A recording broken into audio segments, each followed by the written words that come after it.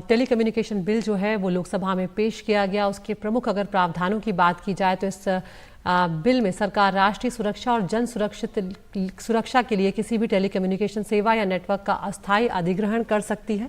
सेवाओं का अस्थायी रूप से निलंबन भी किया जा सकता है। नियंत्रण और प्रबंधन भी अपने हाथ में सरकार ले सकती है। तो ये टेलीकम्युनिकेशन बिल जो लोकसभा में पेश किया गया है उसके मुख्य प्रावधान है। हमारे साथ हमारे सहयोगी हिमांशु शेखर मिश्रा जुड़ गए। हिमांशु, एक बार विस्तार से बताएं इस बिल के प्रमुख प्रावधानों को।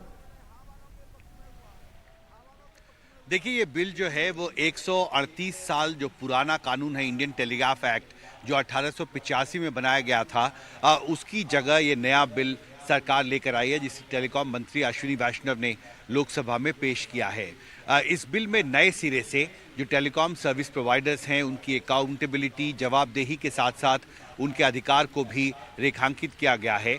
और साथ ही जैसा आपने कहा कि कुछ विशेष परिस्थिति में राष्ट्रीय सुरक्षा या पब्लिक सेफ्टी का हवाला देते हुए इसमें सरकार को विशेष अधिकार दिए गए हैं कि विशेष परिस्थिति में राष्ट्रीय सुरक्षा की ज़रूरतों को देखते हुए सरकार किसी भी टेलीकॉम सर्विस या टेलीकॉम नेटवर्क को अपने नियंत्रण में ले सकती है।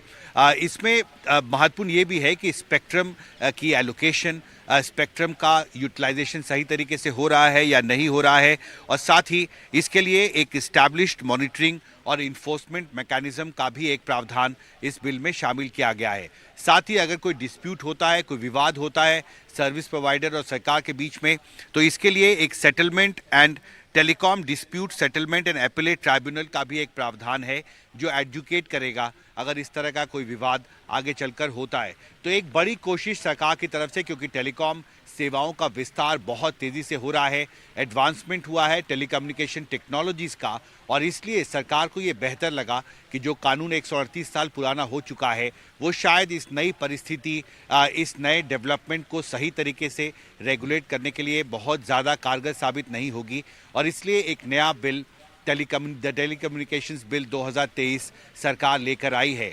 और इसमें मुख्य तौर पर प्रवेश शुल्क, साथ ही उपभोक्ताओं के हित में प्रवेश शुल्क, लाइसेंस शुल्क, जुर्माना माफ़ करने, बाजार में जो कंपटीशन है उसको रेगुलेट करने, इन सभी के लिए सरकार को विशेष अधिकार देने का प्रावधान है।